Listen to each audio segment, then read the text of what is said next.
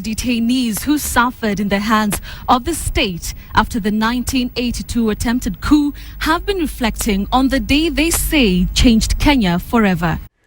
So as part of my job in East Africa, when I was the regional development manager, I was based in Nairobi, although I spent most of my time travelling around all these other countries, but I had a small house in Nairobi. And one night, I'd gone to sleep the normal way. I see no reason to think it was any other night than any other ones I'd had before and had after. But about 2-3 o'clock in the morning, I was awakened and first didn't realise what was happening. I realised a lot of banging and crashing going on, which I then recognised as gunfire. And then I could hear this noise going on in the trees outside my bedroom window. Could then realise there actually were bullets flying through the branches and the leaves of these trees, literally just past my bedroom window. And I realised, I'd had enough gunfire around different parts of Africa in those days to recognise that it was a full-scale confrontation going on, but I had no idea why, who was doing it, and what it was all about. So my first reaction was to turn on the radio. This is the voice of Kenya, Nairobi. That everybody is requested to stay at home. There should be no movement in town. The government has now been taken over by the military until further notice. But I began to realise, and I was on my own, I began to realise that there was some attempted coup going on. It seemed like it was the Air Force were on one side because planes were going over and all sorts of activity to do with the air, against the army that was staying loyal to the president of the country. Ben Kitili revisits the day that continues to shape the country's politics 31 years on. 31 years on, the state broadcaster dons a new name. Everyone come at the gate. But it wasn't like this on the 1st of August 1982.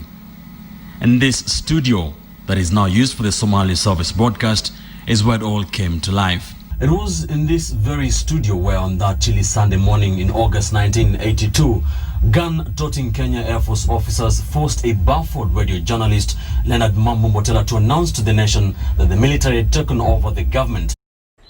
And this went on for several hours, and then gradually daylight came through, and I was trying to phone up some other members of my company who lived in other parts of the city, but everything was down. I couldn't get through, so I was still relying on the radio. And then I switched on BBC World Service and began to hear news from that. So I was getting the news about what was happening in my own part of the city, and even in my own road in the end, from London, several thousand miles away.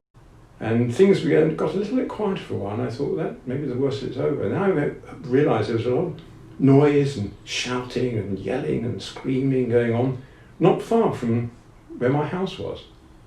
And it was, in fact, that once the police and army and all the other authorities were otherwise engaged in their battles elsewhere, that a lot of people were coming out into the streets and taking advantage of looting particularly the big shopping centre just down the road. And so there's a lot of rioting going on, and a lot of machetes and bows and arrows, even nasty sort of weapons being used. And the police were trying to control these people and force them back down my road, because they'd been coming up my road to get to the shopping centre. And so this was going on literally outside the walls of the house where I lived. And one moment the police would seem to get the upper hand, and the noise and the fighting would go down the street, and then it'd go the other way around and come back up again. And I realised that there was a good chance that somebody at some stage was going to break through into the garden of my house and actually come in to the house and see what they could steal from that. And at that point I really didn't know what I was supposed to be doing, and which direction was going to be coming forward, which direction was coming back. Would I be running into the police, or running into rioters, or running into army, or even some of the Air Force who were still fighting?